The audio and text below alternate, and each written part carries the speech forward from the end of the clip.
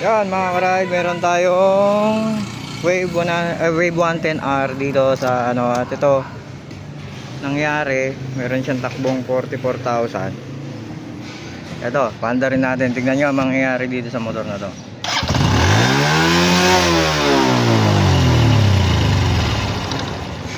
Yun, nagwa-wild mga karide. Check natin if kable or itong karburador sa may piston na may problema. Check natin mga karide.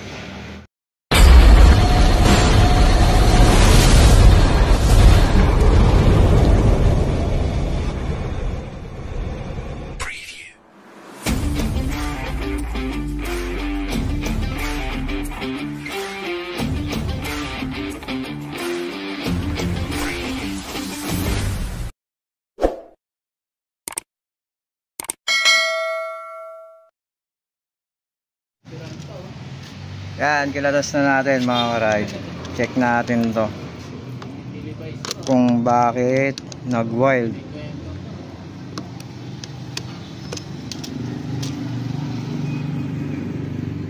Saan natin to?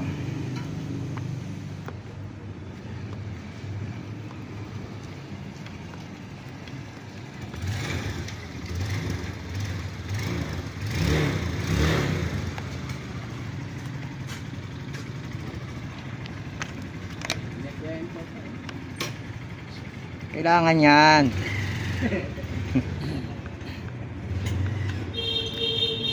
Ayun. Kung mapapansin nyo, nakaangat yung piston, kaya nag-wild mga karide. Ayan. Check natin tong kable. Ayan o. Hindi na siya bumabalik.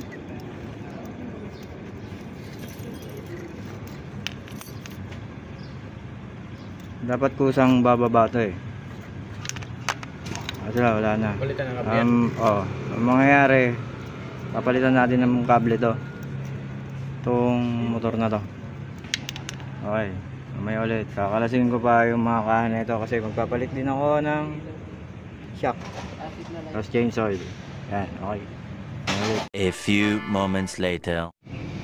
At yun, ito mga karide, putol yung kable yan. Kaya nag-stack up yung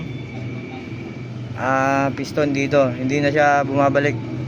Papalitan natin ng kable. Okay, hanap muna tayo kable na ito.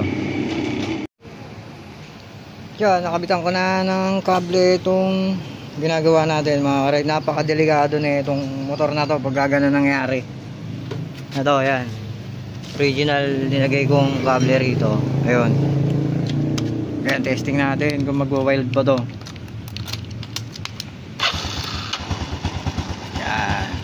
Yan. Hindi na siya nag-wild.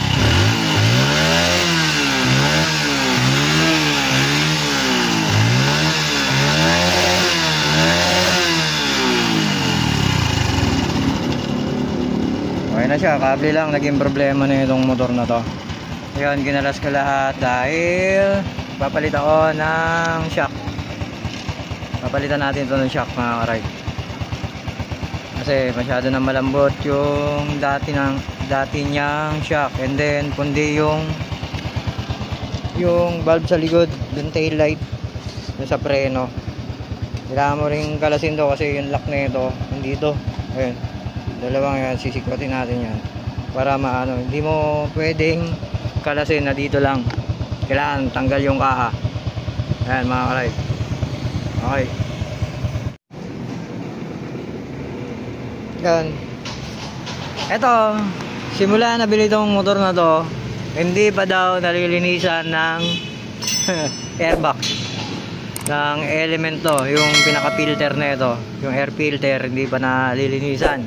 Tingnan nyo ilan na tinakbo, kaya pala medyo palyado to. Ang ano doon, sistema, pagka madumi to, mismo matao sa gasolina. Tingnan natin kung gaano karami itong air cleaner niya mga karide. Kaya nabaklas ko na yung filter nito mga karide. Pintahan natin. Ayan, dito pa lang mapapansin nyo may langis. Normal naman to nagkakaroon ng langis. Ayun. Ang dumi. Oh no! Ito dapat pinapalitan na kaagad to. Yung filter na ito. Yan. Kaso lang, ang request ni customer is ano lang muna, bugahan. Okay, bugahan muna natin to.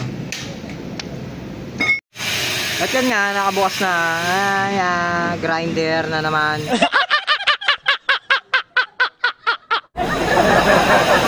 Meron na grinder sa kabila. Kaya medyo maingay mga karay. Pagpasensyahan nyo na. Ngayon, yun lang is na napapansin natin dito. Nandito yan mga karay. Kailangan linisan nyo rin to. Tanggalin natin to.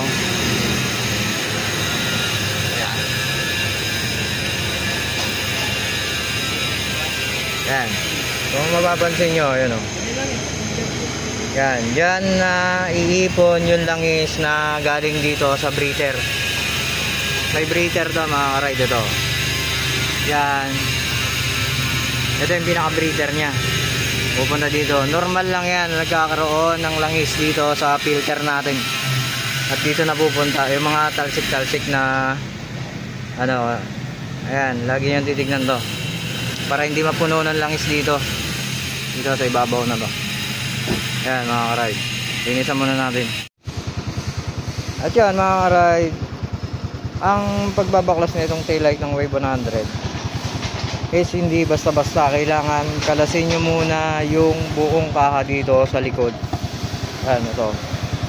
Kaya tinanggal ko rin to dahil magpapalit ako ng shock. And then kasama na to kasi pag nagpreno ka, walang ilaw to. Ayan. Ngayon, ganito, pagtanggal na ito mga karide, sisikwatin mo siya rito para matuklap yung pinakalakyan. Ayan, tapos dahan-dahan lang kasi medyo matela na yan. Nawala na siya doon sa ano, ito, may pin kasi yan, may pin. Ayan. Ngayon, dahan-dahan. Yan, pag nawala na yung lock doon, pwede nyo nang hatakin. Yan. Yun lang. Ganun lang kasimple. Kailangan mo lang talagang baklasin yung kaha. Kasi nasa loob yung pinakalock. Hindi mo mahuhugot kahit na tanggal mo na tong dalawang tornilyo na to. Ito, hindi mo siya basta mahuhugot na may kaha siya. Kailangan sikwatin mo to. Yung lock na to. Okay, palitan natin ng bulb daw mga karide. Yan, napalitan ko na ng bulb. I-start natin. Yan, meron siyang park light. And then, apakan natin yung yung pedal. Okay, meron na siyang stop light. Kanina wala yan mga karide. Okay. Pagkatapos na ito, antayin natin yung shock. Sabit natin, tapos assembly na natin to. Okay na itong motor na to.